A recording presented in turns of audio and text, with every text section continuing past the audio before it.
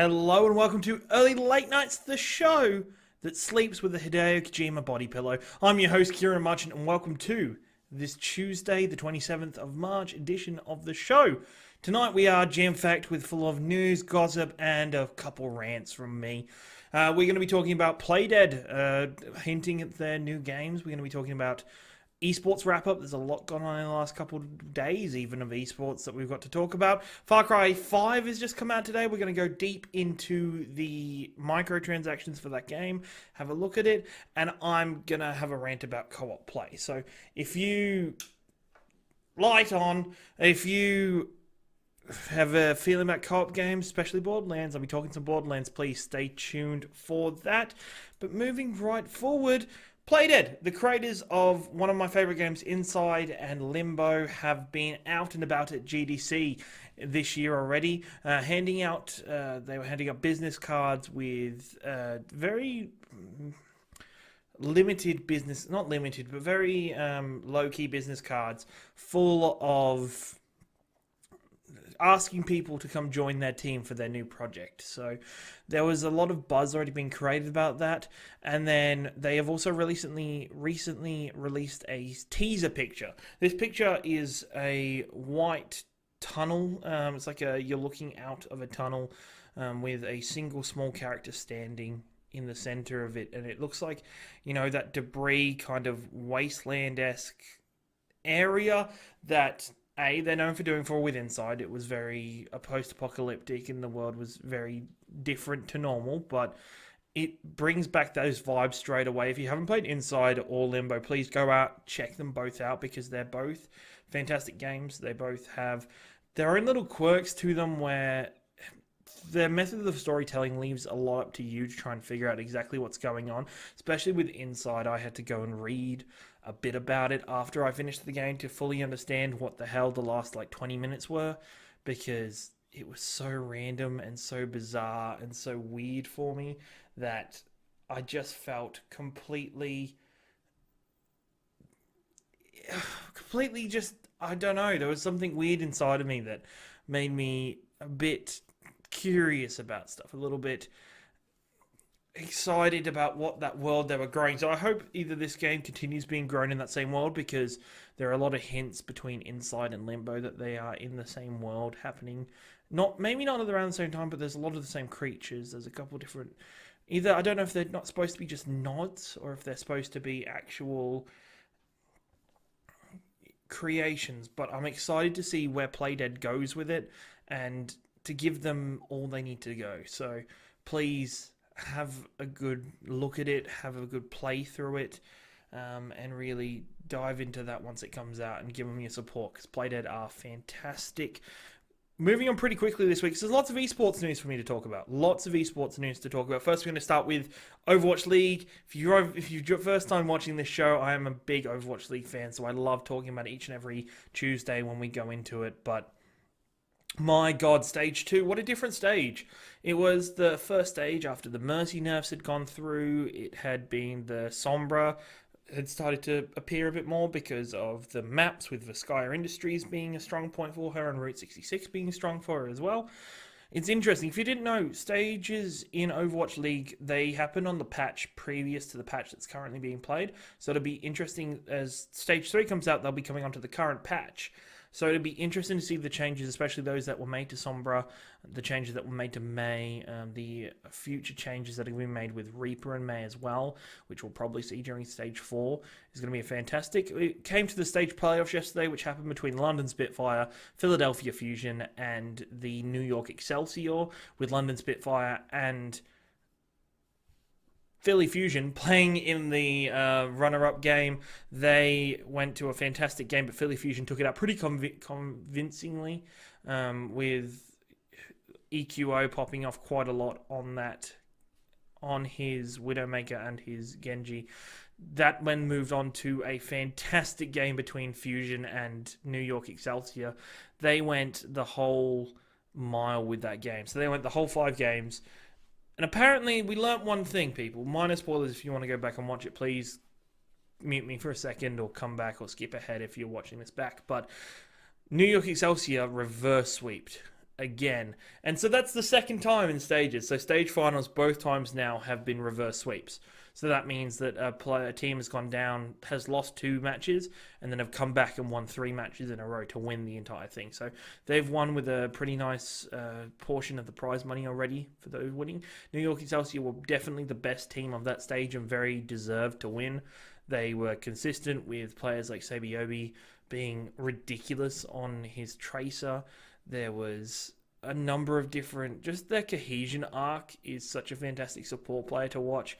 It's an interesting thing, and I'm excited to see these Korean teams are setting the bar a lot, with London winning the first stage and New York winning the second stage, but I'm excited with teams like Philly Fusion coming up, with Los Angeles Gladiators coming up, that are a mixture of nationalities, that I'm excited to see how that grows and appreciates. And then we've got, in the Dota 2 Dream League, finished up over the weekend, Team Secret took it out. Team Secret went all the way unbeaten through the winners bracket, and then were unbeaten once again in the grand final by Fnatic, winning clean in a 3-0 game.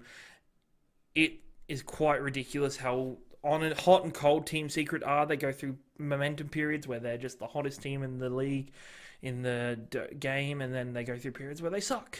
So it's interesting to see them come back. The funny thing was, after the game, was a video released online of the team jamming together. For some reason, there was like a drum kit and guitars, and they were just hanging out and playing guitars at the event.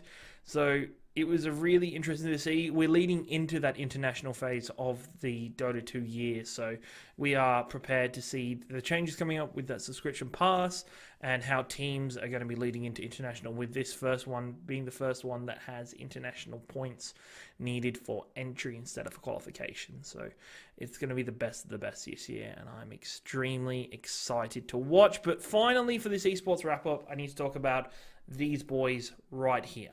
These ones right here. Because they're for one of my most hated teams in AFL. I hate them. I hate them so much. I hate Essendon with a passion. But over the weekend, on Friday night, so kind of the weekend, Friday night, Essendon was in the second game of the season against Adelaide, and it was an interesting game. There was a lot of back and forth. Essendon ended up picking the victory, but that's not what we're talking about.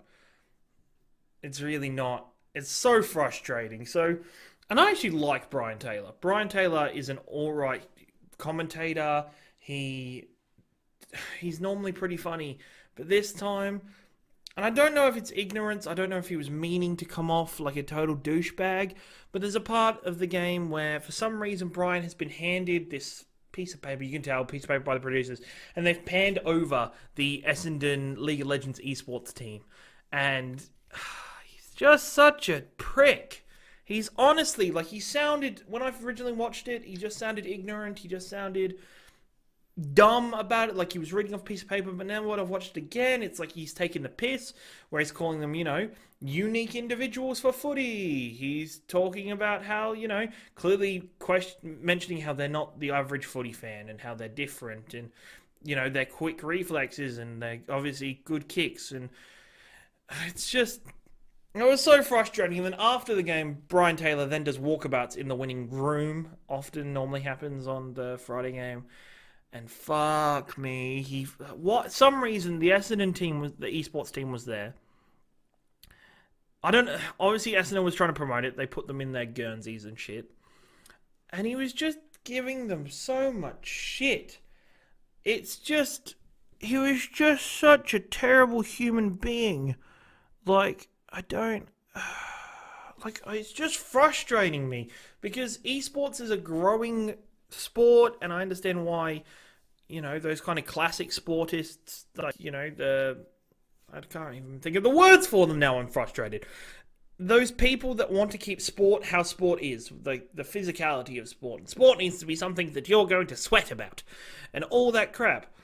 And stomp down on these esports, stomp down on League of Legends, on Overwatch, on Dota 2, on anything that has an esports.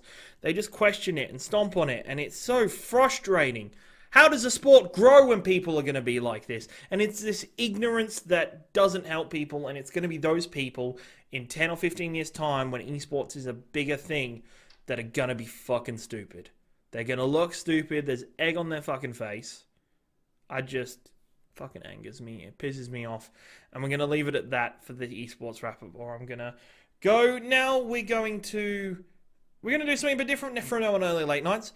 We're going to give you a couple times each show. We're going to show you what you missed last week on the Explosion Network Twitch. If you're live on Twitch, you can watch along. It'll be cut out for you, and this part will be cut out. So for audio listeners, but please check out. This is what you missed if you weren't on our streams last week. I'm also going to read through your comments while I watch, and then we can have a quick chat in between. So enjoy this one. This one's from the Way Out stream with Dylan and me. Both the clips are for this week. So, and I like this first one a lot. So enjoy.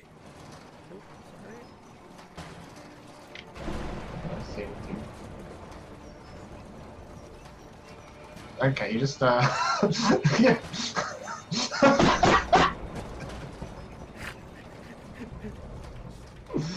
No, fuck off.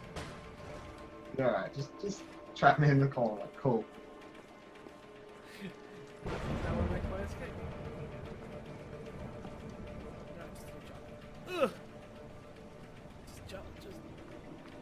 I'm actually stuck. Like, if you're waiting for me to bring it out, it's not happening. I'm just stuck.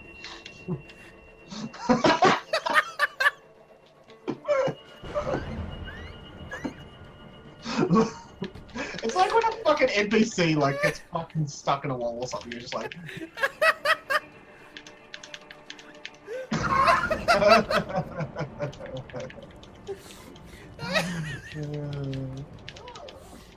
I'll let you out now. Oh, thanks.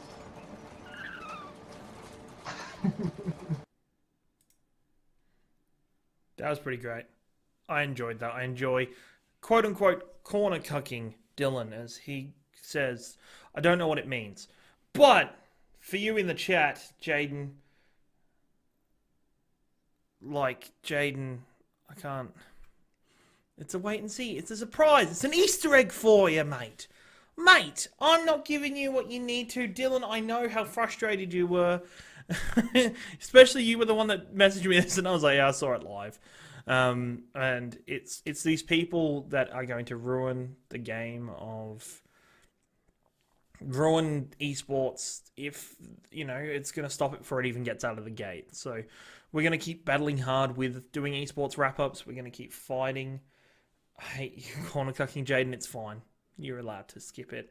I will tell you that the second one is also a way out clip. But we're gonna keep on plowing through for the show as we move on to the third topic for the show. It's going to be about Far Cry 5. Far. I had to say, getting out of my system saying Far Cry. Far Cry 5 has come out today. There's a whole stream of information and reviews. I'm okay. I'm fine, people. I'm completely fine. There's been so many reviews and articles about it already, but I want to go into, there's microtransactions in this game. Why is there microtransactions in this game? God damn it, people! So, if you don't know, you can buy silver blocks with real money for currency for the game.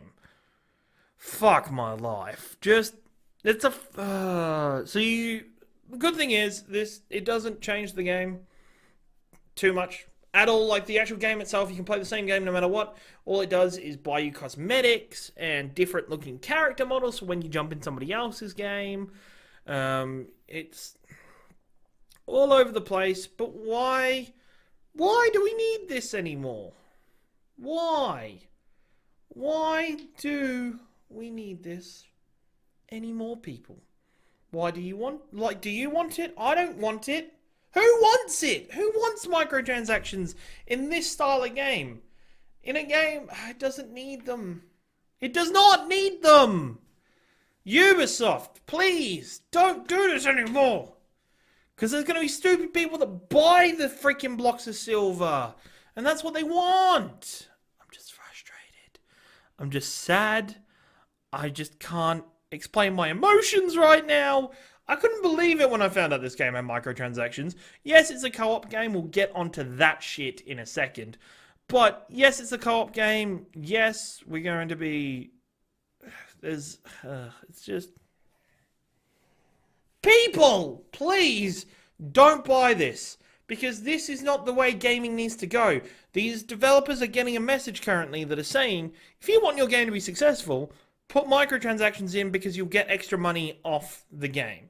So, I don't want that to be the social norm anymore. I don't want that to be the social norm anymore at all. Please don't do that to me. I don't need it. I don't care how cool something looks. Actually, I do care how cool something looks sometimes. Gun skins are pretty cool. No, fuck that. No.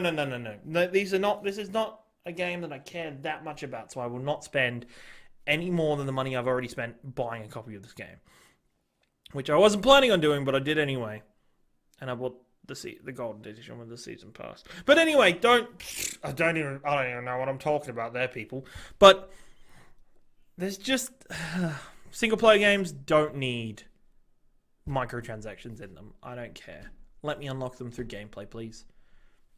Once again, topics today, people, pissing me the fuck off. Pissing me off. They're just frustrating me. Hope Friday's a relaxed freaking episode where it's all relaxed and shit. And I'm just going to get more angry with this. Hey, Jaden, what the fuck is that? What is that, Jaden? Bevan, tell him. Tell him, Bevan.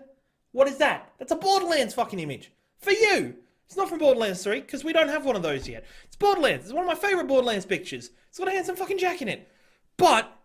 so, we're leading into my tidbit of the week where I want to talk about co-op modes in games, and Borderlands is the perfect co-op game for me. It is so fantastic. It is so good. My God. And today, or yesterday, we have got news about some Borderlands 3 leaks. And I was happy and excited, and Jaden, you pointed them out to me because you wanted me to talk about them.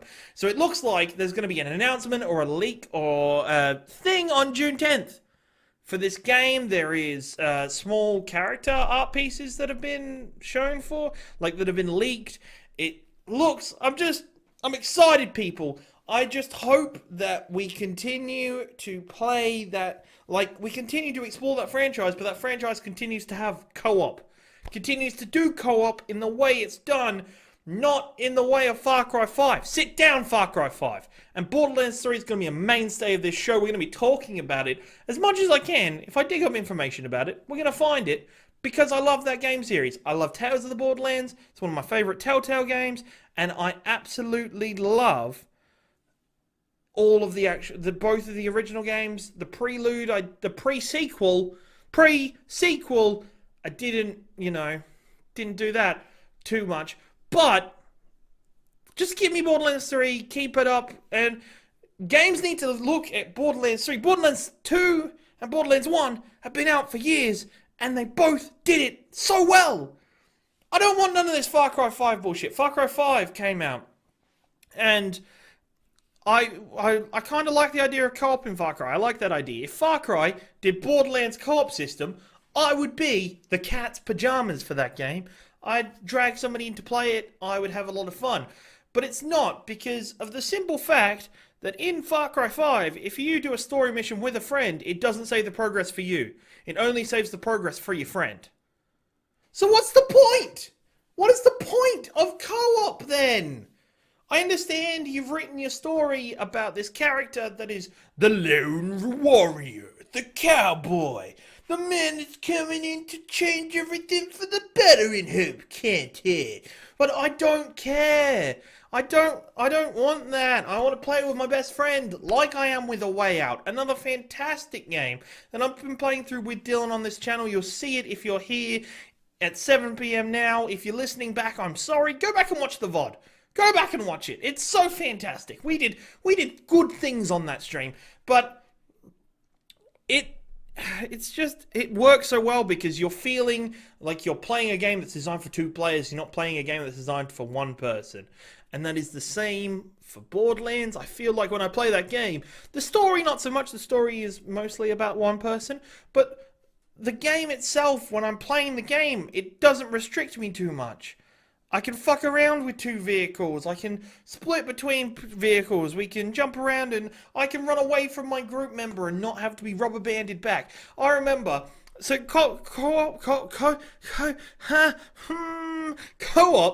has been this way. Co-op has been this way for me. I get angry by co-op so often. I remember when Fable 2 came out on the Xbox 360. I was excited for co-op in that game. Turned it on for the first time. Turned to co-op. The co-op person is a glowing fucking ball. No, Peter Molyneux. No! It's a glowing ball and you had to walk up to it to trade stuff with it, but it didn't do shit. And you're like, are you kidding me? Even not Borderlands, I talk about Borderlands enough. Dark Souls, it actually does it kind of well. People jump in, people can fuck with you, people can help you. That's kind of cool. I like that for that style of game. But if you're playing, if you're giving me a co-op game and you're saying this is not a co-op game, a story-based game. If you're giving me a story-based game and you're adding a co-op feature, let me play the story with my friends.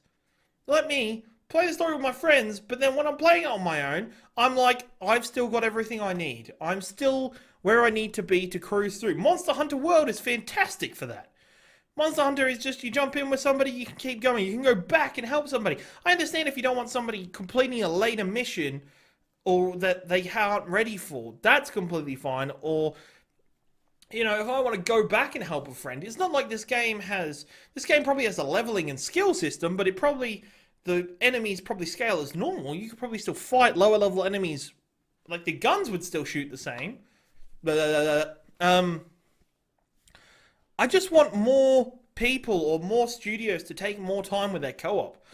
We've talked about A Way Out so much in the last couple of days, but with the way it does its co-op with its audio levels, like, turning one audio up a bit for one character in their screen, but in my game online, turn it up. And both Dylan and me were a bit apprehensive about being able to see both screens in our game, but it doesn't really matter.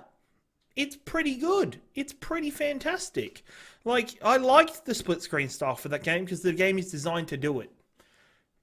Devs, I don't care if it takes you a couple more, sometimes if it takes you a bit longer, but implement a good co-op system. I don't want to be rubber banded to my partner. I don't want to feel the need that I'm all over the place. I don't want to... I just wear myself out talking about this. What do you think about co-op? What do you think about gaming with co-op? Tell me in the chat. I'm going to check up another clip from our Way Out stream. I'm going to check all your comments and we'll talk a bit about it afterwards. Probably bears in these waters. Right, I'm going to go straight. Like yes, that's how you go straight. You need to get on because we're turning, so you need to, yeah. Looks like our peaceful boat ride is over. Some rough streams ahead. Yeah. Oh god. Yeah, it's okay. Oh no. Oh no. Okay. We need to be a bit slower, maybe. Maybe. Alright, we need to span. No, why'd you swing? Because we're going I was pressing the left stick to turn left. No! Check for the rock. I feel like I'm adapting to what crazy shit you do.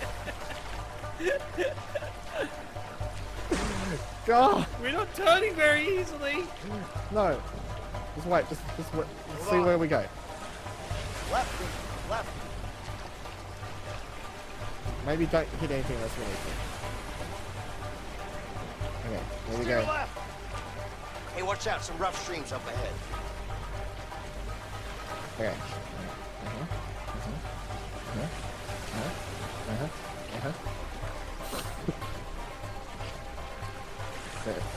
We're not going. Left. We don't eat.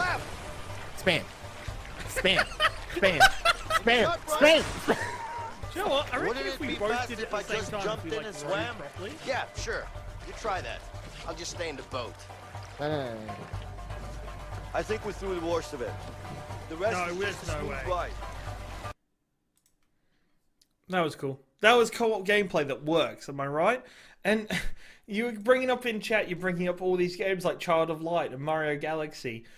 And Dylan, shut the fuck up. But you're bringing up these games like, you know, Child of Light, thanks, Laz, that you're playing the second character is a ball of light or a pointer or some shit. And fuck those.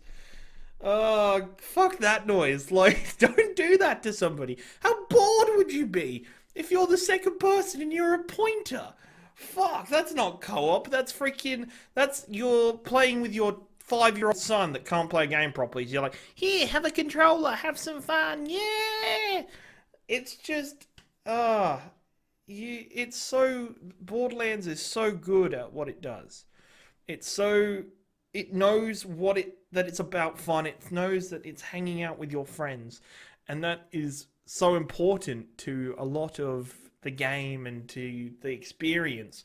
I couldn't imagine playing through that game without the ability of a friend just jumping in and out, without the opportunity to share or relive moments in another person's game. So developers, when you go back and watch this when I'm super famous and I have 1 billion viewers, please make co-op good. Make co-op what we are going to enjoy. Have people come in and play the co-op specifically for that co-op reason. Because co-op. I'm going to say co-op like 10 more times. Co-op. Thank you so much for joining me tonight on Early Late Nights. It's been a fantastic show. I hope you like the changes we're making so far. Please, any feedback is always good feedback. We like to grow and support our channels. Please check out all of our content this week. We've got Pleasure Explosion on its new home on Thursdays. And check out Friday for What Do You Want to Watch? For some fucking reason, they're watching Speed Racer. For some reason, they're watching Speed Racer. I don't know why. Like that shitty 2008 one. I'm listening to find out why, and then I don't know. Stay tuned, or go back and watch the VODs if you want to try and find out what corner cucking is. Maybe Dylan will tell me during the stream. And please come back on Friday at 6:30 p.m. where I'll be once again doing a Good Friday edition of Early Late Nights, and that is something you and I am excited about. Thank you for joining me. We end each and every show the same way here on twitch.tv/Explosion Network, is with 60 seconds of media madness, where I quickly go through in 60 seconds all of the media tidbits and information that I haven't had a chance to talk about in the show. And that is completely normal for me because I talk a lot about like the stupidest things. So we'll get through as much as we can in 60 seconds. Remember, if you aren't here, or if you miss some of the show, remember 24 hours later, 7 p.m. Sorry for Friday. I'm a bad person with audio. Hopefully the audio for this one's good. But 7 p.m. the following day, so Wednesdays and Saturdays, the show goes up on demand on YouTube and all good podcasting services. So go check it out and download it if you miss any episodes. Thank you very much. I appreciate you. Are you ready? I said, are you ready? Let's go! Next Overwatch event is on the horizon. It looks like it's going to be featuring Reyes, so that's going to be kind of cool seeing how Reaper came about. Is he good? Is he bad? Also, favourite thing about the new Overwatch event, you can now, like, avoid a player. I don't want to play with that player ever again, and it'll let you avoid it. You can find new monsters in the new Monster Hunter world, updates, they're scary, you run and hide and check your dental plan. If you've got Twitch Prime, Final Fantasy 15 there is a free personal Chocobo with you can run around on a Chocobo. I always said it's not these, but never mind. Hellblade is coming to the Xbox One. That is fantastic for Xbox One owners who haven't played the game. I've recently played it on PlayStation.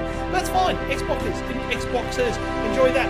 PlayerUnknown Battleground is adding weapon skins and regional and there's no dodgy pings, and Sea of Thieves is going to have a death cost. People complain it's not having a death cost anymore. And remember, Humble Bundle, check out Darkness 2 is free. That is such a fantastic game. Go grab it from the Humble Bundle store. Bye!